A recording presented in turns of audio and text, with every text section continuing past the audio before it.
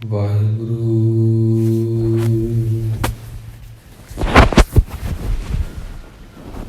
ਸਾਹਿਬ ਜੀ।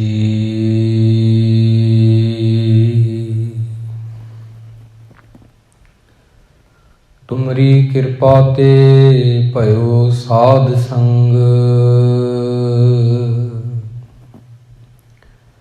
ਇਹ ਕਾਜ ਤੁਮ ਆਪ ਕੀਓ। ਸੁਨ ਕਰ ਬਚਨ ਤੁਮਾਰੇ ਸਤਿਗੁਰ,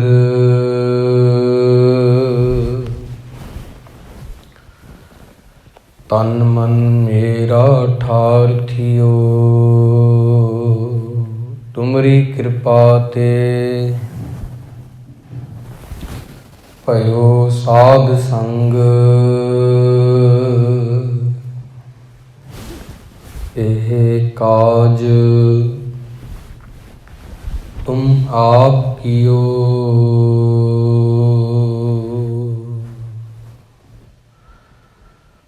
सम्मानयोग गुरु की साजी हुई गुरु प्यारी संगत जी, जिंदगी दा एक एक पल जो हुंदा ना बहुत कीमती हुंदा है। हर एक श्वास, हर एक साह बड़ा ही अनमोल आ। ते बंदे दा जिहड़ा वक्त आ, समा है, वो भी बड़ा कीमती आ। पर जदों असीं गुरु दे कोल आके सज जाने आ, उदों साडे सवास, साडा ये समा ये होर भी कीमती हो जाता, क्योंकि इथों अजिहा सिखण नूं मिलदा जिस नूं जिंदगी विच कमा के जिंदगी नूं सोहना बनाया जा सकदा।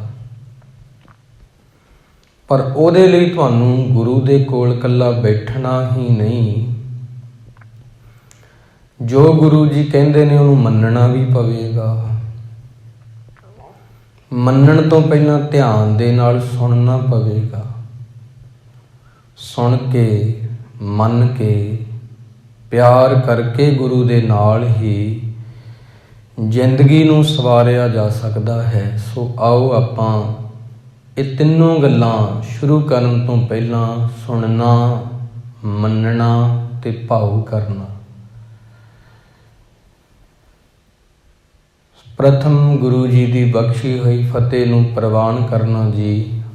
ਵਾਹਿਗੁਰੂ ਜੀ ਕਾ ਖਾਲਸਾ, ਵਾਹਿਗੁਰੂ ਜੀ ਕੀ ਫਤਿਹ। ਅੱਜ ਦਾ ਜੋ ਪਾਵਨ ਹੁਕਮਨਾਮਾ ਸਾਹਿਬ ਹੈ, ਇਹ ਗੁਰੂ ਰਾਮਦਾਸ ਜੀ ਮਹਾਰਾਜ ਦੀ ਪਾਵਨ ਪਵਿੱਤਰ ਬਾਣੀ ਹੈ।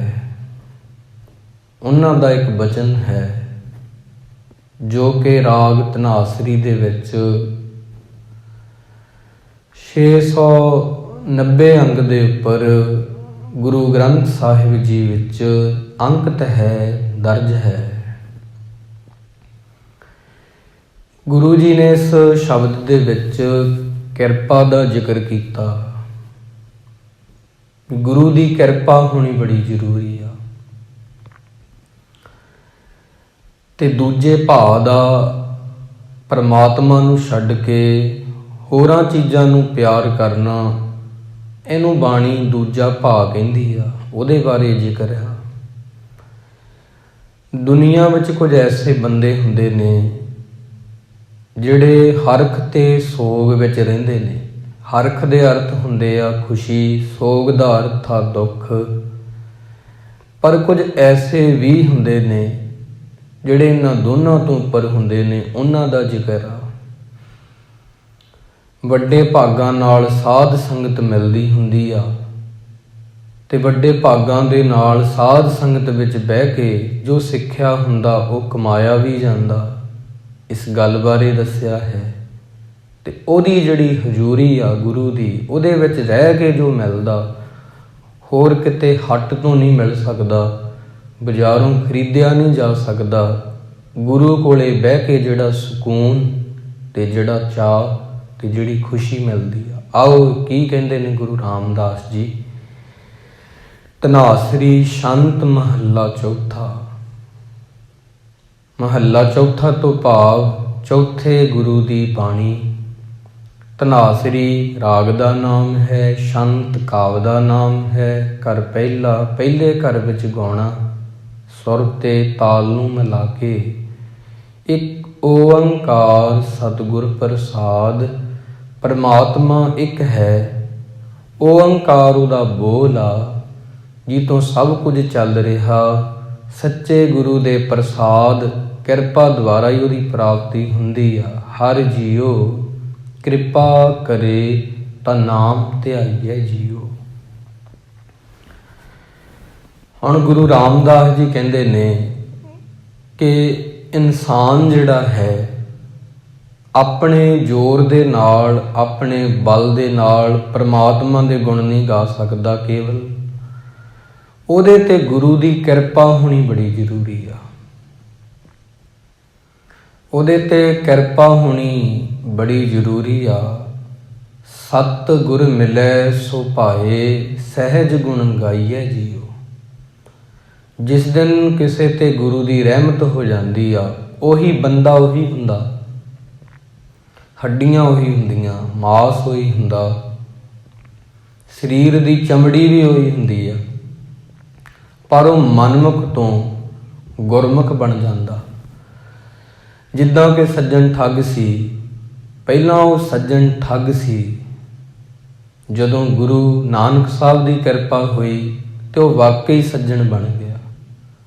ਜਿੱਦਾਂ ਮਲਕ ਭਾਗੂ ਸੀ, ਪਹਿਲਾਂ ਮਲਕ ਭਾਗੂ ਸੀ, ਗੁਰੂ ਜੀ ਨੂੰ ਮਿਲਣ ਤੋਂ ਬਾਅਦ ਉਹ ਇੱਕ ਚੰਗਾ ਇਨਸਾਨ ਬਣ ਗਿਆ।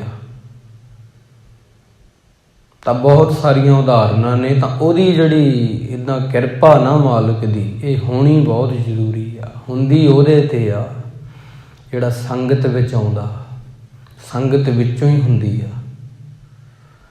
ਤਾਂ ਕਰਕੇ ਕਹਿੰਦੇ ਨੇ ਵੀ ਸਾਧ ਸੰਗਤ ਜਿਹੜੀ ਆ ਉਹ ਵੱਡੇ ਭਾਗਾਂ ਦੇ ਨਾਲ ਪ੍ਰਾਪਤ ਹੁੰਦੀ ਆ। ਸਤ ਸੰਗਤ ਮਿਲੈ ਬੜ ਭਾਗ, ਤਾਂ ਹਰ ਰਸ ਆਵੇ ਜੀਓ। ਤੇ ਬੰਦੇ ਨੂੰ ਫਿਰ ਇੱਕ ਰਸ ਮਿਲਦਾ, ਇੱਕ ਖੁਸ਼ੀ ਮਿਲਦੀ ਆ ਜਿਹੜੀ ਕਦੇ ਨਹੀਂ ਗੁੰਮ ਹੁੰਦੀ, ਗਵਾਚਦੀ ਨਹੀਂ। ਹੰਕਾਰ ਹਉਮੈ ਤਜੈ ਮਾਇਆ, ਸਹਿਜ ਨਾਮ ਸਮਾਵੇ। ਆਪ ਕਰਤਾ ਕਰੇ ਸੋਈ, ਆਪ ਦੇ ਤਾਂ ਪਾਈਐ। ਹਰ ਜੀਓ ਕਿਰਪਾ ਕਰੇ ਤਾਂ ਨਾਮ ਧਿਆਈਐ ਜੀਓ। ਉਹ ਜਿਹੜਾ ਕਰਤਾ ਹੈ ਵਾਹਿਗੁਰੂ ਆ, ਉਹਨੇ ਦੁਨੀਆ ਐਸੀ ਬਣਾਈ ਆ, ਇਹਦੇ ਵਿੱਚ ਮਾਇਆ ਹੈ ਇੱਕ, ਇਹ ਉਹਦਾ ਹੀ ਪਰਛਾਵਾਂ ਹੈ। ਲੋਕ ਨੇ ਗੁਜ਼ਰਾਨ ਵਾਸਤੇ ਪੈਸਾ ਹੈ, ਪੈਸਾ ਹੈ ਤੇ ਚੀਜ਼ਾਂ ਨੇ। ਪੈਸੇ ਦੀ ਜਿਹੜੀ ਅਹਿਮੀਅਤ ਆ ਉਹ ਕਿਉਂ ਇੰਨੀ ਵੱਧ ਆ? ਕਿਉਂਕਿ ਉਹਦੇ ਨਾਲ ਹਰ ਚੀਜ਼ ਖਰੀਦੀ ਜਾ ਸਕਦੀ ਆ, ਦੁਨੀਆ ਦੀ ਹਰ ਸ਼ੈ। ਹੁਣ ਤਾਂ ਲੋਕਾਂ ਦੇ ਜਿਹੜੇ ਈਮਾਨ ਨੇ, ਇਨਸਾਨ ਨੇ, ਉਹ ਵੀ ਪੈਸੇ ਵਿੱਚ ਵਿਕਣ ਲੱਗ ਗਏ ਨੇ। ਤਾਂ ਲੋਕ ਕਹਿੰਦੇ ਨੇ ਪੈਸਾ ਹੀ ਰੱਬ ਹੈ, ਜੋ ਚਾਹੋ ਖਰੀਦ ਲਓ। ਜੇ ਪੈਸੇ ਦੇ ਬਦਲੇ ਇੱਕ ਹੀ ਚੀਜ਼ ਮਿਲਦੀ ਹੁੰਦੀ ਤਾਂ ਉਹ ਚੀਜ਼ ਦੀ ਅਹਿਮੀਅਤ ਹੋਣੀ ਸੀ, ਪੈਸੇ ਦੀ ਨਹੀਂ ਸੀ ਹੋਣੀ। ਪੈਸੇ ਦੇ ਨਾਲ ਵੱਖ-ਵੱਖ ਚੀਜ਼ਾਂ ਖਰੀਦੀਆਂ ਜਾਂਦੀਆਂ ਨੇ ਤੇ ਇਹ ਉਹਦੀ ਅਹਿਮੀਅਤ ਆ। ਮਹਾਰਾਜ ਕਹਿੰਦੇ ਹਾਏ ਹਾਏ ਕਰੇ ਦਿਨ ਰਾਤ, ਗੁਰੂ ਰਾਮਦਾਸ ਜੀ। ਮਾਇਆ ਦੁਖ ਮੋਹਿਆ ਜੀਓ, ਦੂਜੇ ਭਾਏ ਦੁਖ ਹੋਏ, ਮਨਮੁਖ ਜਮ ਜੋਇਆ ਜੀਓ। ਇੱਕ ਤਾਂ ਹੁੰਦਾ ਗੁਰੂ ਦੀ ਕਿਰਪਾ ਦੇ ਨੀਚੇ ਆ ਜਾਣਾ, ਗੁਰਦੁਆਰੇ ਆਉਣਾ।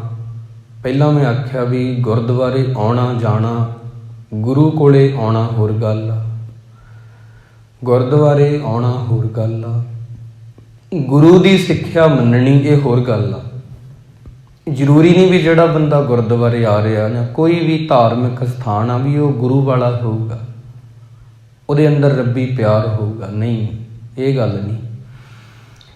ਇਹ ਗੱਲ ਉਦੋਂ ਹੀ ਹੋਊਗੀ ਜਦੋਂ ਸਿੱਖਿਆ ਨੂੰ ਕਮਾਊਗਾ, ਜਦੋਂ ਗੁਰੂ ਦੇ ਦਿੱਤੇ ਹੋਏ ਲੈਸਨ ਨੂੰ ਪੜ੍ਹੂਗਾ, ਕਮਾਊਗਾ, ਮੰਨੂਗਾ, ਮੰਨ ਕੇ ਉਹਦੇ 'ਚ ਸਮਾਊਗਾ, ਫਿਰ ਇਹ ਗੱਲਾਂ ਹੋਣਗੀਆਂ। ਨਹੀਂ ਤਾਂ ਫਿਰ ਗੁਰਦੁਆਰੇ ਆਉਣ ਵਾਲੇ, ਧਾਰਮਿਕ ਮੰਦਰਾਂ ਵਿੱਚ, ਧਾਰਮਿਕ ਚਰਚਾਂ ਵਿੱਚ, ਅਸਥਾਨਾਂ 'ਤੇ ਜਾਣ ਵਾਲੇ ਲੋਕ ਧਾਰਮਿਕ ਨਹੀਂ ਹੁੰਦੇ। ਬਹੁਤੇ 1% ਹੀ ਉਹਨਾਂ ਵਿੱਚ ਧਾਰਮਿਕ ਹੁੰਦੇ ਨੇ, ਉਹ ਵੀ ਕੋਈ ਵਿਰਲਾ ਹੀ। ਤਾਂ ਪੈਸਾ ਜਿਹੜਾ ਹੈ, ਪੈਸੇ ਤੋਂ ਬੰਦੇ ਨੂੰ ਬਹੁਤ ਤਰ੍ਹਾਂ ਦੇ ਸੁੱਖ ਜਿਹੜੇ ਨੇ ਉਹ ਮਿਲਦੇ ਨੇ, ਤਾਂ ਹੀ ਉਹਦੇ ਵਿੱਚ ਉਹਨੂੰ ਇਤਨਾ ਜ਼ਿਆਦਾ ਰਸ ਆਉਂਦਾ। ਮੈਂ ਇੱਕ ਕਿਤਾਬ ਪੜ੍ਹ ਰਿਹਾ ਸੀ, ਨਾਮ ਹੈ ਉਹਦਾ ਕੁੰਜੀਆਂ, ਬਹੁਤ ਸੋਹਣੀ ਆ। ਉਹਦੇ ਵਿੱਚ ਇੱਕ ਕਹਾਣੀ ਲਿਖੀ ਹੋਈ ਆ, ਬਹੁਤ ਪਿਆਰੀ। ਯੂਨਾਈਟਿਡ ਸਟੇਟ ਅਮਰੀਕਾ ਦੇ ਵਿੱਚ ਇੱਕ ਅਮੀਰ ਬੰਦਾ ਸੀ, ਧਨਾੜ ਬੰਦਾ ਸੀ। ਦੇਖੋ, ਹਰ ਤਰ੍ਹਾਂ ਦੇ, ਹਰ ਸ਼ਹਿਰ ਵਿੱਚ, ਹਰ ਦੇਸ਼ ਵਿੱਚ ਹਰ ਤਰ੍ਹਾਂ ਦੇ ਬੰਦੇ ਹੁੰਦੇ ਨੇ, ਅਤੇ ਹਰ ਪਿੰਡ ਵਿੱਚ ਚੰਗੇ ਵੀ, ਮਾੜੇ ਵੀ, ਠੀਕ ਵੀ, ਐਵਰੇਜ ਵੀ। ਆਪਾਂ ਕਹਿੰਦੇ ਮਾੜੇ ਵੀ ਹੈਗੇ ਆ ਭਾਈ, ਚੰਗੇ ਵੀ ਹੈਗੇ ਆ, ਤੱਤੇ ਬੋਲਣ ਵਾਲੇ ਵੀ ਹੈਗੇ ਆ, ਮਿੱਠੇ ਬੋਲਣ ਵਾਲੇ ਵੀ ਹੈਗੇ ਆ, ਸਭ ਤਰ੍ਹਾਂ ਦੇ ਹੁੰਦੇ ਨੇ, ਹਰ ਜਗ੍ਹਾ ਹੀ ਹੁੰਦੇ ਆ। ਤਾਂ ਉਹ ਅਮਰੀਕਾ ਦਾ ਇੱਕ ਅਮੀਰ ਵਿਅਕਤੀ ਸੀ, ਬਹੁਤ ਜ਼ਿਆਦਾ। ਉਹਨੇ ਕੀ ਕੀਤਾ ਕਿ 50 ਏਕੜ ਜ਼ਮੀਨ ਪਾਰਕ ਬਣਾਉਣ ਲਈ ਦਿੱਤੀ, ਦਾਨ ਕਰ ਦਿੱਤੀ ਉਹਨੇ। ਆਪਦੀ ਜਿਹੜੀ ਜ਼ਮੀਨ ਸੀ, ਬਹੁਤ ਹੁੰਦੀ ਆ। ਪੱਤਰਕਾਰ ਨੇ ਤੋਂ ਸਵਾਲ ਪੁੱਛਿਆ, ਕਹਿਣ ਲੱਗੇ ਵੀ ਤੁਸੀਂ ਇਹ ਕਿਵੇਂ ਸੋਚ ਲਿਆ ਵੀ ਇੰਨੀ ਜ਼ਮੀਨ ਮੈਂ ਇੱਕ ਪਾਰਕ ਨੂੰ, ਬੱਚਿਆਂ ਦੇ ਖੇਡਣ ਨੂੰ, ਬਜ਼ੁਰਗਾਂ ਦੇ ਬੈਠਣ ਨੂੰ ਇਹ ਦਾਨ ਕਰਨੀ ਆ? ਐਡਾ ਵੱਡਾ ਦਿਲ ਭਾਵ, ਦਿਲ ਤੋਂ ਬਿਨਾਂ ਹੁਣ ਦਾਨ ਨਹੀਂ ਹੁੰਦਾ, ਇਹ ਕਿਵੇਂ ਆ ਗਿਆ? ਤਾਂ ਉਹ ਕਹਿਣ ਲੱਗਾ ਵੀ 3 ਤਰ੍ਹਾਂ ਦੀ ਖੁਸ਼ੀ ਹੁੰਦੀ ਆ ਪੈਸੇ ਦੇ ਵਿੱਚ। ਅਮੀਰ ਬੰਦਾ ਹੀ ਇਹ ਕਹਿ ਸਕਦਾ, ਗਰੀਬ ਨੂੰ ਹਜੇ ਲੱਗਦਾ ਨਹੀਂ। ਉਹ ਕਹਿੰਦਾ 3 ਤਰ੍ਹਾਂ ਦੀ ਖੁਸ਼ੀ ਹੁੰਦੀ ਆ। ਉਹ ਪੁੱਛਦਾ ਵੀ ਕਿਹੜੀ? ਕਹਿੰਦਾ ਪਹਿਲੀ ਖੁਸ਼ੀ ਉਹ ਹੁੰਦੀ ਆ ਜਦੋਂ ਆਪਾਂ ਡਾਲਰ ਕਮਾਉਂਦੇ ਆ, ਕੰਮ ਤੇ ਜਾਂਦੇ ਆ ਵੀ ਡਾਲਰ ਮਿਲਣਗੇ, ਖੁਸ਼ੀ ਹੁੰਦੀ ਆ, ਪੈਸਾ ਮਿਲੂਗਾ, ਪਹਿਲੀ ਖੁਸ਼ੀ ਇਹ ਆ। ਦੂਜੇ ਤਰ੍ਹਾਂ ਦੀ ਜਿਹੜੀ ਖੁਸ਼ੀ ਆ ਉਹ ਇਹ ਆ ਵੀ ਜਦੋਂ ਪੈਸਾ ਸਾਡੇ ਹੱਥ 'ਚ ਆ ਜਾਂਦਾ ਤੇ ਉਹਦੇ ਕੋਲ ਹੋਣ ਦਾ ਸਾਨੂੰ ਮਾਣ ਹੁੰਦਾ ਵੀ ਵਾਕਈ ਹੈਗੇ ਆ, ਪੈਸੇ ਦਾ ਹੌਸਲਾ ਹੁੰਦਾ ਬੰਦੇ ਨੂੰ, ਕੋਲ ਹੈਗੇ ਆ। ਦੂਜੇ ਨੰਬਰ ਦੀ ਖੁਸ਼ੀ ਇਹ ਹੁੰਦੀ ਆ।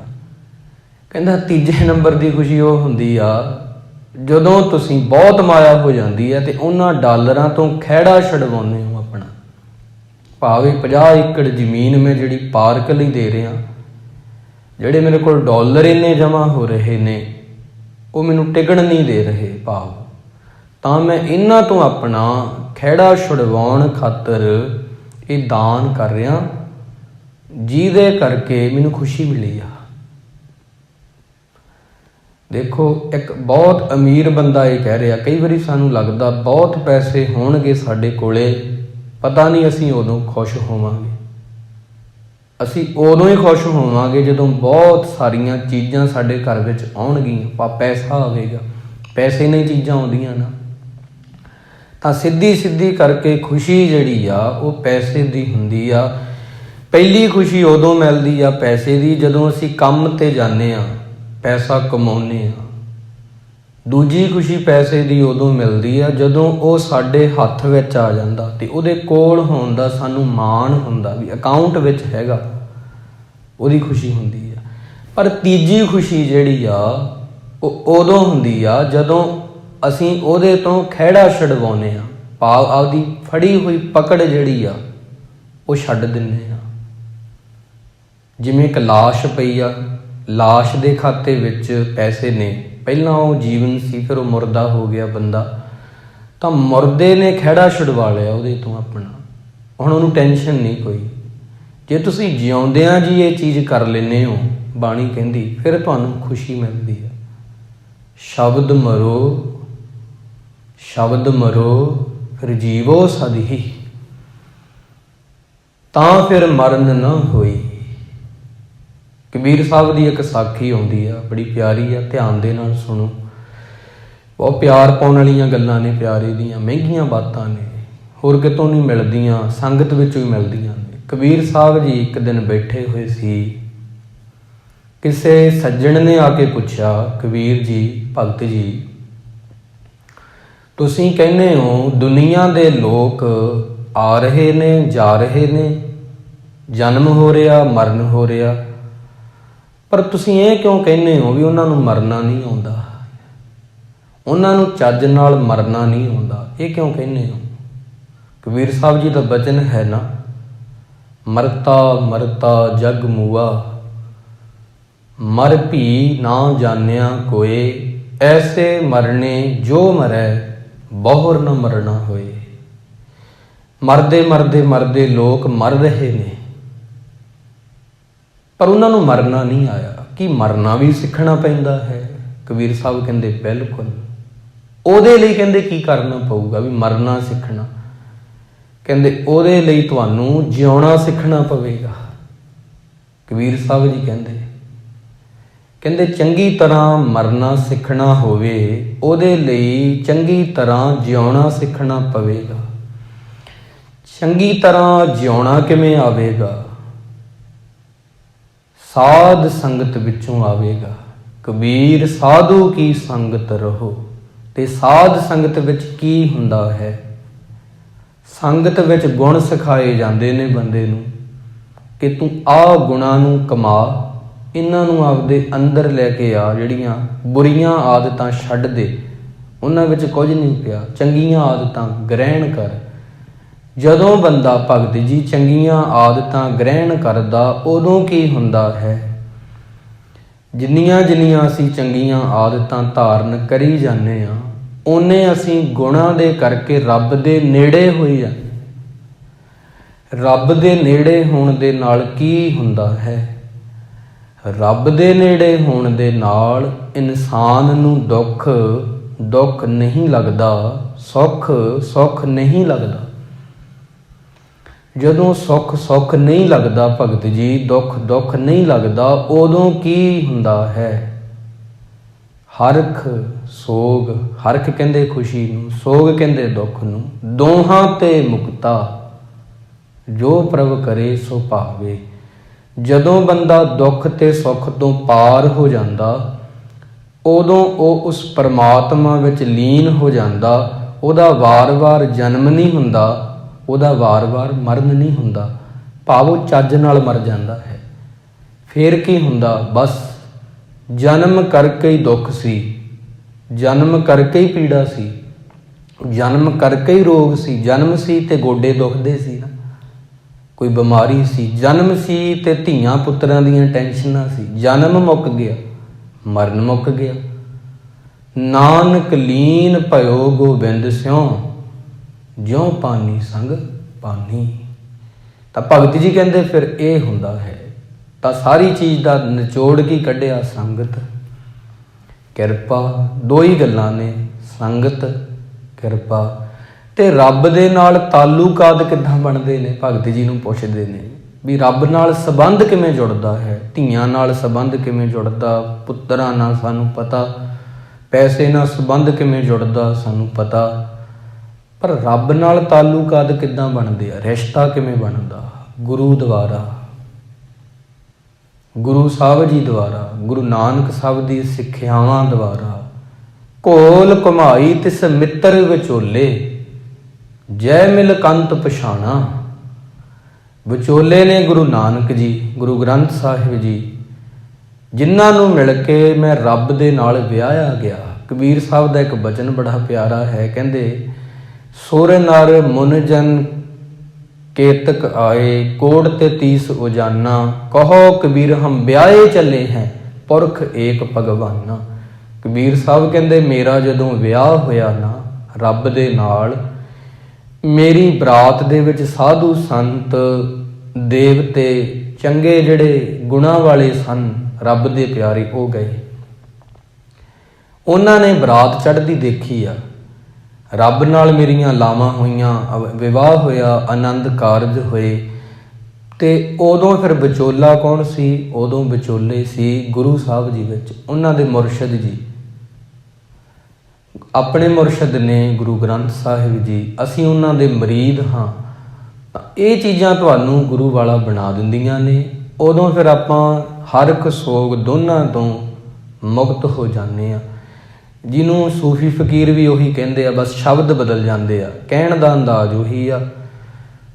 ਕਹਿੰਦੇ ਨੇ ਕਿ ਦੁੱਖ ਤੇ ਸੁੱਖ, ਖੁਸ਼ੀ ਤੇ ਗਮੀ, ਨਿੰਦਿਆ ਉਸਤਤ, ਇਹਨਾਂ ਤੋਂ ਉੱਪਰ ਇੱਕ ਚੀਜ਼ ਆ, ਅਸੀਂ ਤੁਹਾਨੂੰ ਉੱਥੇ ਮਿਲਾਂਗੇ। ਜੇ ਸਾਨੂੰ ਮਿਲਣਾ ਨਾ, ਦੁੱਖ ਤੇ ਸੁੱਖ ਤੋਂ ਪਾਰ ਇੱਕ ਜਗ੍ਹਾ ਅਸਥਾਨ ਆ, ਅਸੀਂ ਤੁਹਾਨੂੰ ਉੱਥੇ ਮਿਲਾਂਗੇ। ਤਾਂ ਉਹ ਧਰਤੀ ਦੇ ਟੁਕੜੇ ਨੂੰ ਨਹੀਂ ਕਹਿ ਰਹੇ ਕੋਈ ਜਗ੍ਹਾ, ਉਹ ਮਨ ਦੇ ਹਾਲ ਨੂੰ ਦੱਸ ਰਹੇ ਆ। ਉਸਤਤ ਨਿੰਦਾ ਦੋ ਤਿਆਗੈ, ਖੋਜੈ ਪਦ ਨਿਰਵਾਨਾ, ਜਨ ਨਾਨਕਿਓ ਖੇਲ ਕਠਨ ਹੈ, ਕਿਨਹੂ ਗੁਰਮੁਖ ਜਾਨਾ। ਤੁਹਾਨੂੰ ਬਾਣੀ ਵਿੱਚ ਪੰਕਤੀਆਂ ਮਿਲਣਗੀਆਂ, ਜਾਂ ਤਾਂ ਬੰਦੇ ਖੁਸ਼ ਰਹਿੰਦੇ ਨੇ, ਜਾਂ ਬੰਦੇ ਉਦਾਸ ਰਹਿੰਦੇ ਨੇ। ਲੋਕ ਜਿਹੜੇ ਨੇ ਜਾਂ ਖੁਸ਼ੀ 'ਚ ਹੁੰਦੇ ਆ ਜਾਂ ਗਮੀ 'ਚ ਹੁੰਦੇ ਆ। ਇੱਕ ਵਿਚਾਲੇ ਇੱਕ ਗੱਲ ਆ, ਉਹਦੇ ਇੱਕ ਵਿਚਾਲੇ ਇੱਕ ਚੀਜ਼ ਆ ਜਿਹੜੀ ਨਾ ਤਾਂ ਬਹੁਤੀ ਕਸੀ ਹੋਈ ਆ। ਦੁੱਖ ਕੀ ਆ? ਬਹੁਤਾ ਕਸਿਆ ਹੋਇਆ ਬੰਦਾ। ਇੱਕ ਜਮਾਂ ਹੀ ਢਿੱਲੇ ਛੱਡਤੀ ਖੁਸ਼ੀ, ਜਮਾਂ ਢਿੱਲਾ ਹੋ ਗਿਆ ਬੰਦਾ, ਤੇ ਉਹਨੂੰ ਭਾਵ ਕੋਈ ਟੈਨਸ਼ਨ ਨਹੀਂ, ਉਦੋਂ ਥੋੜ੍ਹੇ ਦਿਨਾਂ ਲਈ ਉਹ ਖੁਸ਼ ਆ। ਨਾ ਤਾਂ ਜ਼ਿੰਦਗੀ ਦੀ ਤਾਰ ਬਹੁਤੀ ਢਿੱਲੀ ਹੋਵੇ, ਨਾ ਬਹੁਤੀ ਕਸੀ ਹੋਵੇ, ਉਹਦੇ ਵਿੱਚ ਇੱਕ ਵਿਚਕਾਰ ਇੱਕ ਚੀਜ਼ ਆ, ਉਹਨੂੰ ਸੰਗੀਤ ਪੈਦਾ ਹੁੰਦਾ ਬੰਦੇ ਦੇ ਅੰਦਰੋਂ, ਉਹਨੂੰ ਨਾਦ ਕਹਿੰਦੇ ਨੇ। ਬਸ ਉਹੀ ਜ਼ਿੰਦਗੀ ਹੈ। ਗੁਰੂ ਸਾਹਿਬ ਜੀ ਸਾਨੂੰ ਸੰਤੁਲਨ ਬਣਾਉਣਾ ਸਿਖਾਉਂਦੇ ਆ, ਬੈਲੈਂਸ, ਵੀ ਨਾ ਤਾਂ ਤੂੰ ਬਹੁਤਾ ਖੁਸ਼ ਰਹਿ, ਨਾ ਤੂੰ ਬਹੁਤਾ ਦੁੱਖ ਵਿੱਚ ਆ। ਇਹਨਾਂ ਦੋਨਾਂ ਦੇ ਵਿਚਕਾਰ ਇੱਕ ਚੀਜ਼ ਆ, ਇੱਕ ਅਵਸਥਾ, ਉਹ ਪ੍ਰਾਪਤ ਕਰ। ਇੱਕ ਮੈਂ ਕਹਾਣੀ ਪੜ੍ਹ ਰਿਹਾ ਸੀ ਮਹਾਤਮਾ ਬੁੱਧ ਦੀ, ਉਹਦੇ ਵਿੱਚ ਉਹਨਾਂ ਨੇ ਬੜਾ ਤਰੀਕੇ ਨਾਲ ਭਾਵ ਦੱਸਿਆ। ਇੱਕ ਸਾਜ਼ ਹੁੰਦਾ, ਇੱਕ ਤਾਰਾ, ਉਹਦੇ ਇੱਕ ਹੀ ਤਾਰ ਹੁੰਦੀ, ਉਹਨੂੰ ਕਹਿੰਦੇ ਵੀ ਇੱਕ ਤਾਰਾ ਹੀ ਆ। ਤੇ ਉਹ ਕੋਈ ਉਸਤਾਦ ਆਪਣੇ ਚੇਲੇ ਨੂੰ ਸਿਖਾ ਰਿਹਾ ਸੀ। ਉਹ ਇੱਕ ਤਾਰਾ ਸਿੱਖਣ ਆਇਆ ਸੀ, ਮਹਾਤਮਾ ਬੁੱਧ ਜੀ ਉੱਥੇ ਲਾਗੇ ਹੀ ਬੈਠੇ ਸੀ ਕੁਦਰਤੀ। ਉਸਤਾਦ ਉਹਨੂੰ ਕਹਿ ਰਿਹਾ ਸੀ ਚੇਲੇ ਨੂੰ, ਵੀ ਤੂੰ ਜੇ ਇੱਕ ਤਾਰਾ ਵਜਾਉਣਾ ਸਿੱਖਣਾ ਨਾ, ਤੇ ਇਹਦੀ ਤਾਰ ਨਾ ਤਾਂ ਬਹੁਤੀ ਢਿੱਲੀ ਹੋਣੀ ਚਾਹੀਦੀ ਆ, ਫਿਰ ਉਹਦੇ ਵਿੱਚੋਂ ਨਾਦ ਨਹੀਂ ਨਿਕਲਦਾ, ਤੇ ਨਾ ਹੀ ਬਹੁਤੀ ਕਸੀ ਹੋਣੀ ਚਾਹੀਦੀ ਆ। ਉਹ ਕਹਿ ਉਹਨੂੰ ਰਿਹਾ ਸੀ। ਮਹਾਤਮਾ ਬੁੱਧ ਜੀ ਉੱਠ ਕੇ ਆਉਂਦੇ ਨੇ, ਕਹਿੰਦੇ ਇਹਦੇ ਵਿੱਚੋਂ ਹੀ ਕਹਿੰਦੇ ਮੈਨੂੰ ਜੀਵਨ ਦੀ ਇੱਕ ਗੱਲ ਪਤਾ ਲੱਗੀ ਆ। ਉਹਨਾਂ ਵੀ ਇਹੀ ਲਿਖਿਆ ਧੰਮਪਦ ਗ੍ਰੰਥ 'ਚ, ਵੀ ਜਿਹੜਾ ਬੰਦਾ ਅੱਜ ਬਹੁਤ ਜ਼ਿਆਦਾ ਖੁਸ਼ੀ ਵਿੱਚ ਖੁਸ਼ੀ ਮਨਾ ਰਿਹਾ, ਜਦੋਂ ਦੁੱਖ ਆਵੇਗਾ ਦੁੱਖ ਵੀ ਮਨਾਵੇਗਾ। ਜਿਹੜਾ ਬੰਦਾ ਖੁਸ਼ੀ ਵਿੱਚ ਬਸ ਇਹ ਕਹਿੰਦਾ ਰੱਬ ਦੀ ਰਜ਼ਾ, ਪਰਮਾਤਮਾ ਦੀ ਰਜ਼ਾ, ਉਹ ਦੁੱਖ ਵਿੱਚ ਵੀ ਇਹ ਕਹੂਗਾ। ਜੇ ਨਿੰਦਿਆ ਸੁਣ ਕੇ ਤੁਹਾਨੂੰ ਦੁੱਖ ਹੁੰਦਾ, ਉਸਤਤ ਸੁਣ ਕੇ ਤੁਹਾਨੂੰ ਖੁਸ਼ੀ ਹੁੰਦੀ ਹੋਣੀ ਆ ਪੱਕਾ। ਜੇ ਉਸਤਤ ਦਾ ਜਿਹੜਾ ਸੁਣ ਕੇ ਚਾਅ ਨਹੀਂ ਪੈਦਾ ਹੁੰਦਾ, ਖੁਸ਼ੀ ਨਹੀਂ ਹੁੰਦੀ, ਨਿੰਦਿਆ ਦਾ ਦੁੱਖ ਵੀ ਨਹੀਂ ਹੋਵੇਗਾ। ਤਾਂ ਦੋਨੋਂ ਚੀਜ਼ਾਂ ਛੱਡਣੀਆਂ ਪੈਂਦੀਆਂ ਨੇ, ਇਕੱਲੀ ਇੱਕ ਚੀਜ਼ ਨਹੀਂ ਤੁਸੀਂ ਛੱਡ ਸਕਦੇ। ਇਨਸਾਨ ਨੂੰ ਲੱਗਦਾ ਵੀ ਮੈਂ ਨਿੰਦਿਆ ਛੱਡਦਾ, ਮੇਰੀ ਕੋਈ ਨਿੰਦਿਆ ਨਾ ਕਰੇ, ਵਡਿਆਈ ਕਰੇ, ਪਰ ਇਹ ਹੁੰਦਾ ਹੀ ਨਹੀਂ ਕਦੇ। ਅੱਜ ਤੱਕ ਇਹੋ ਜਿਹਾ ਬੰਦਾ ਧਰਤੀ 'ਤੇ ਪੈਦਾ ਨਹੀਂ ਹੋਇਆ, ਪੈਗੰਬਰ ਕਹਿ ਲਓ, ਅਵਤਾਰ ਕਹਿ ਲਓ, ਗੁਰੂ ਸਾਹਿਬਾਨ ਕਹਿ ਲਓ, ਭਗਤ ਕਹਿ ਲਓ, ਜਿਨ੍ਹਾਂ ਦੀ ਕਦੇ ਨਿੰਦਿਆ ਨਾ ਹੋਈ ਹੋਵੇ। ਇਹ ਤਾਂ ਹੁੰਦਾ ਹੀ ਨਹੀਂ, ਪੋਸੀਬਲ ਹੀ ਨਹੀਂ ਵੀ ਬੰਦੇ ਦੀ ਨਿੰਦਿਆ ਕੀਤੀ ਨਾ ਹੋਵੇ ਕਦੇ ਕਿਸੇ ਨੇ। ਨਾ, ਜੇ ਤੁਸੀਂ ਧਰਤੀ 'ਤੇ ਆਏ ਹੋ, ਤੁਹਾਡੀ ਨਿੰਦਿਆ ਵੀ ਹੋਵੇਗੀ ਅਤੇ ਤੁਹਾਡੀ ਉਸਤਤ ਵੀ ਹੋਵੇਗੀ, ਪਰ ਤੁਸੀਂ ਇਹਨਾਂ ਗੱਲਾਂ ਵਿੱਚ ਨਹੀਂ ਪੈਣਾ। ਦੂਜੇ ਭਾਏ ਦੁੱਖ ਹੋਏ, ਮਨਮੁਖ ਜਮ ਜੋਇਆ ਜੀਓ, ਹਰ ਇੱਕ ਸੋਗ ਦੋਹਾਂ ਤੇ ਮੁਕਤਾ। ਇਹਨਾਂ ਦੋਨਾਂ ਚੀਜ਼ਾਂ ਤੋਂ ਉੱਪਰ ਰਹਿਣਾ ਹੈ, ਫਿਰ ਬੰਦੇ ਦੀ ਜ਼ਿੰਦਗੀ ਉੱਦਾਂ ਦੀ ਬਣ ਜਾਂਦੀ ਆ, ਭਾਵ ਜਿੱਦਾਂ ਦਾ ਗੁਰੂ ਸਾਹਿਬਾਨ ਜੀ ਦਾ ਸੁਭਾਅ ਹੁੰਦਾ, ਇੱਦਾਂ ਦੀ ਬਣ ਜਾਂਦੀ ਹੈ। ਤਾਂ ਇਹ ਬਣਦੀ ਕਿਵੇਂ ਆ? ਉਹ ਸੰਗਤ ਵਿੱਚੋਂ। ਸੰਗਤ ਕਿੱਥੋਂ ਮਿਲਦੀ ਆ? ਗੁਰੂ ਕੋਲੋਂ। ਕਦੋਂ ਮਿਲਦੀ ਆ ਸੰਗਤ? ਬਹੁਤ ਲੋਕ ਆ ਅੰਮ੍ਰਿਤ ਵੇਲੇ ਨਹੀਂ ਉੱਠਦੇ, ਕਿਰਪਾ ਉਹਦੀ ਰਜ਼ਾ, ਉਹਦੀ ਕਿਰਪਾ, ਉਹਦੀ ਮਿਹਰ, ਉਹ ਭਾਂਡੇ ਬਣਨਾ, ਉਹਦੀ ਨਿਗਾਹ ਦੇ ਹੇਠ ਹੋਣਾ, ਉਹਦੀਆਂ ਕਿਰਪਾ ਦੀਆਂ ਨਿਸ਼ਾਨੀਆਂ ਨੇ। ਬੰਦੇ ਦਾ ਆਪਦਾ ਨਹੀਂ ਆਪਾਂ ਕਹਿ ਸਕਦੇ ਵੀ 100% ਹੀ ਆਪਦਾ ਉਹਦਾ ਨਹੀਂ, ਉਹ ਇੱਕ ਸਾਧਨ ਆ, ਗੁਰੂ ਮਹਾਰਾਜ ਉੱਤੇ ਕਿਰਪਾ ਕਰਦੇ ਨੇ, ਫਿਰ ਅਸੀਂ ਚੱਲ ਕੇ ਇੱਥੇ ਬਹਿੰਦੇ ਹਾਂ ਜਾਂ ਸੁਣਦੇ ਹਾਂ। ਹਰ ਜੀਓ ਕਿਰਪਾ ਕਰੇ ਤਾਂ ਨਾਮ ਧਿਆਈਐ ਜੀਓ। ਜਦੋਂ ਤੁਹਾਡੀ ਕਿਰਪਾ ਹੁੰਦੀ ਆ ਗੁਰੂ ਜੀ, ਉਦੋਂ ਹੀ ਮੈਂ ਰਸਨਾ ਤੋਂ ਵਾਹਿਗੁਰੂ ਕਹਿਣਾ ਹਾਂ, ਫਿਰ ਵਾਹਿਗੁਰੂ ਕਹਿਣਾ ਹਾਂ, ਬਾਰ-ਬਾਰ ਕਹਿਣਾ ਹਾਂ। ਪਰ ਜਦੋਂ ਤੁਹਾਡੀ ਕਿਰਪਾ ਨਹੀਂ ਹੁੰਦੀ, ਉਦੋਂ ਮੈਂ ਜਵਾਨ ਇਹੀ ਆ, ਮੁੱਖ ਇਹੀ ਆ, ਇਹਦੇ ਨਾਲ ਮੈਂ ਅਵਾ ਤਵਾ ਬੋਲਦਾ ਹਾਂ। ਤਾਂ ਸਾਰੀ ਗੱਲ ਕਾਹਦੀ ਆ ਗਈ? ਸਾਧ ਸੰਗਤ ਦੀ ਕਿਰਪਾ ਦੀ। ਅੱਗੇ ਕਹਿੰਦੇ ਨੇ, ਕਰ ਕਿਰਪਾ ਲਿਹੋ ਮਿਲਾਏ ਮਹਿਲ ਹਰ ਪਾਇਆ ਜੀਓ। ਮੇਰੇ ਤੇ ਕਿਰਪਾ ਕਰੋ ਸਤਿਗੁਰੂ ਜੀ, ਮੈਨੂੰ ਆਪਣੀ ਹਜ਼ੂਰੀ ਵਿੱਚ ਮਿਲਾ ਲਓ। ਸਦਾ ਰਹਿ ਕਰ ਜੋੜ, ਮੈਂ ਸਦਾ ਹੀ ਹੱਥ ਜੋੜ ਕੇ ਤੁਹਾਨੂੰ ਯਾਦ ਕਰਦਾ ਰਹਾਂ। ਪ੍ਰਭ ਭਾਵੈ ਤਾਂ ਹੁਕਮ ਸਮਾਵੈ, ਹੁਕਮ ਮਨ ਸੁਖ ਪਾਇਆ। ਮੈਂ ਸਦਾ ਹੀ ਤੁਹਾਡੇ ਹੁਕਮ ਨੂੰ ਮੰਨਦਾ ਰਹਾਂ। ਹੁਕਮ ਮੰਨਿਆ ਹੋਵੇ ਪ੍ਰਵਾਨ, ਤਾਂ ਖਸਮੇ ਕਾ ਮਹਿਲ ਪਾਏ ਸੀ। ਗੁਰੂ ਦੀ ਅਸਲ ਜਿਹੜੀ ਸੇਵਾ ਹੈ, ਅਸਲ ਸੇਵਾ ਭਾਵ ਕਿ ਜਿਹੜੀ 100% ਜਿਹਨੂੰ ਮੰਨਿਆ ਜਾਂਦਾ, ਉਹ ਆ ਉਹਦਾ ਹੁਕਮ ਮੰਨਣਾ।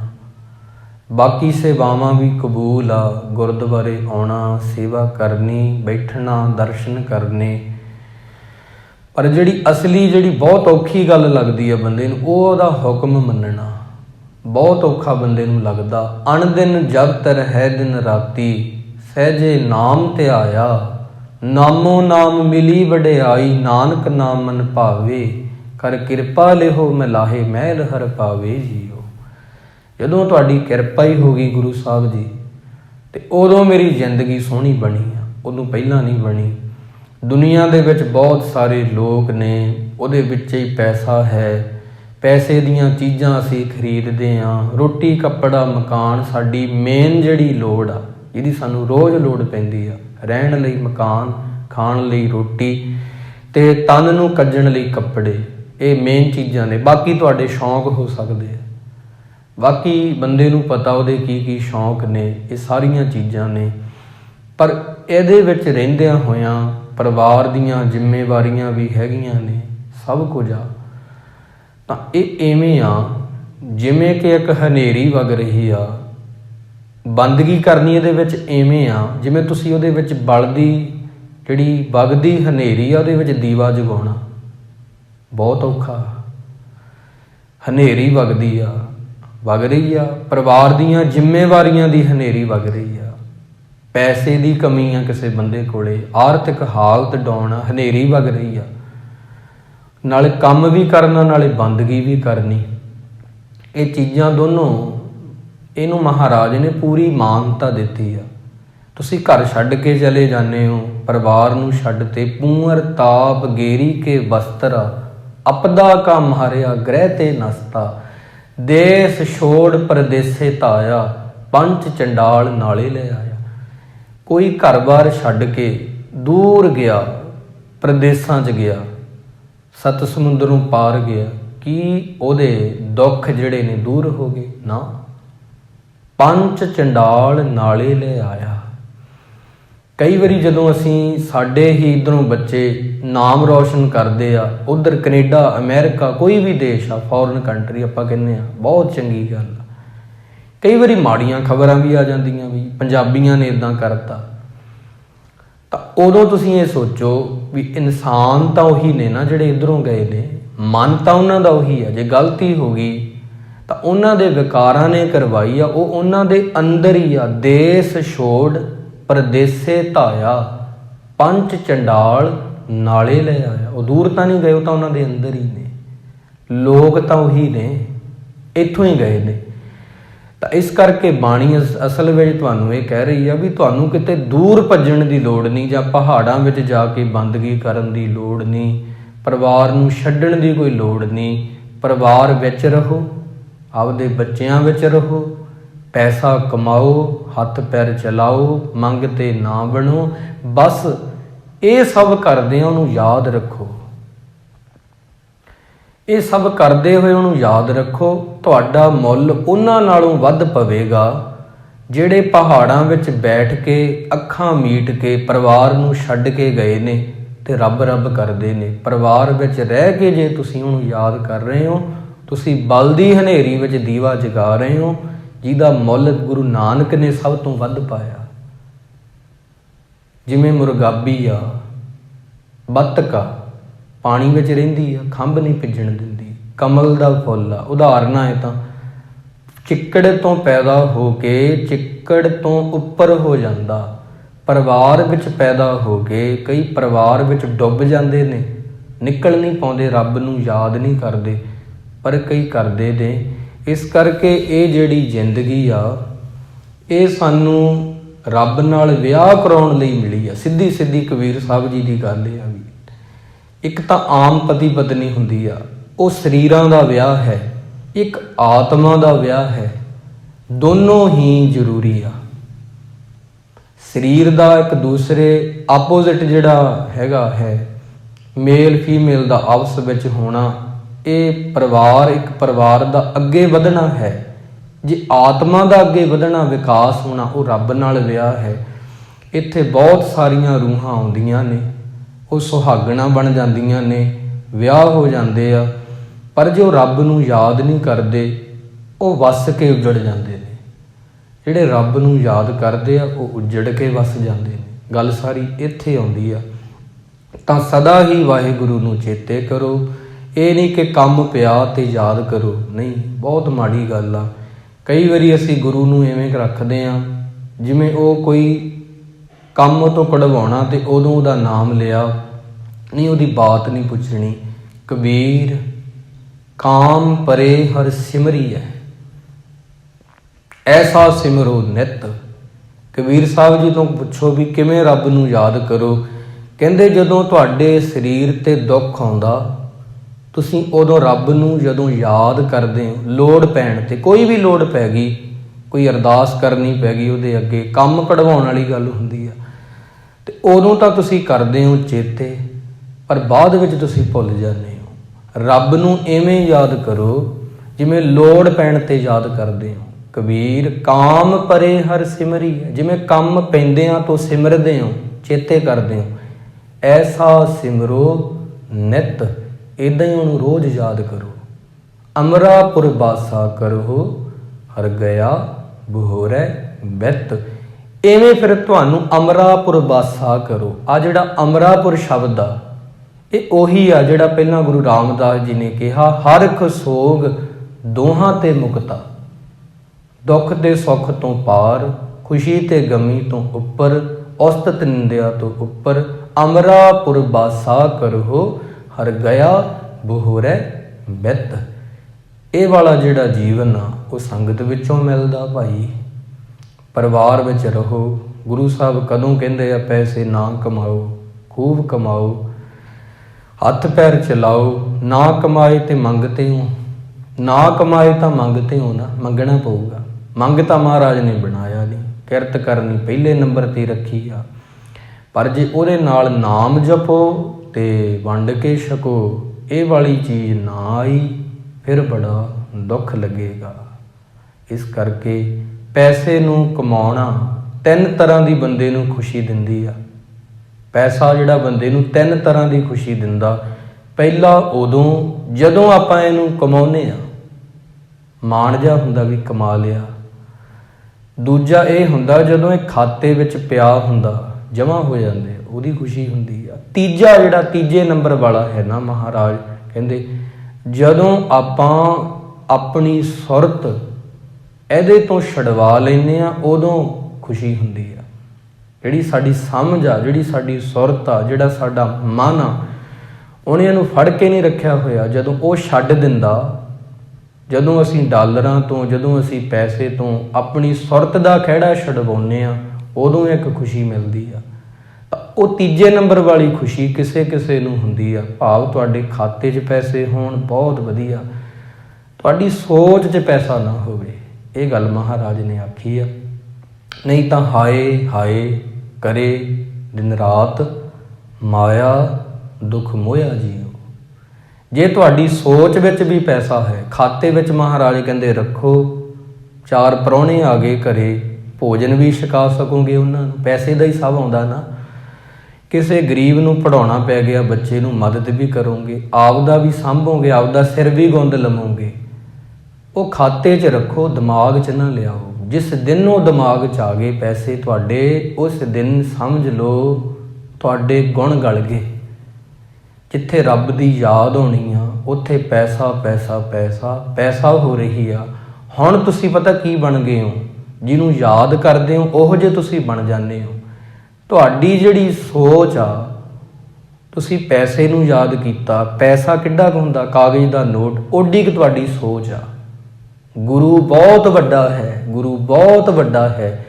ਜਿਸ ਦਿਨ ਗੁਰੂ ਨੂੰ ਯਾਦ ਕਰੋਗੇ, ਤੁਹਾਡੀ ਸੋਚ ਵੀ ਵੱਡੀ ਹੋ ਜੂਗੀ। ਤੇ ਵੱਡੀ ਸੋਚ ਦਾ ਵੱਡਾ ਜਾਦੂ, ਵੱਡੀ ਸੋਚ ਦਾ ਵੱਡਾ ਜਾਦੂ। ਛੋਟੀ ਸੋਚ ਕੀ ਆ?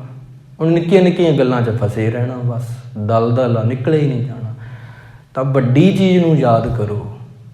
ਕੌਣ ਵੱਡਾ? ਗੁਰੂ ਵੱਡਾ। ਕੀ ਵੱਡਾ? ਉਹਦਾ ਨਾਮ ਵੱਡਾ।